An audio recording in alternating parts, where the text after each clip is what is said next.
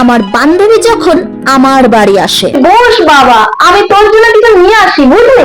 বস তুই। দেখ, যেটা ভেবেছিলাম, মায়ের আমার বান্ধবীদের প্রতি এত আদিক্ষেতা দেখলে গা পুরো জ্বলে যায়, যেন মনে হচ্ছে আমার বড় সড় সেলিব্রিটি চলে এসেছে। এনে বাবা টিনা, ধর দেখি।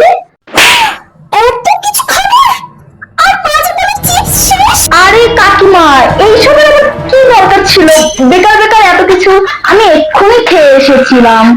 আরে এখানে এইটুকুই খাবার, ধর তুই ধর, খেতে পারবি। এখানে অল্প কিছু। আমি সকালবেলা চাইলাম যে চিপসের প্যাকেটটা কোথায় রেখেছো মা, দাও, তখন আমাকে বের করে দিল না, বললো ওটা নাকি শেষ হয়ে গেছে। এখন দিব্যি বেরিয়ে গেল আমার বান্ধবীকে দেওয়ার বেলায়। বাবা, আমি তো এবার কিনব না, মেকানি করছে না, খেতে পারবো না, এত অল্প। এক্ষুনি তো রাক্ষসের সব উড়িয়ে দিবি।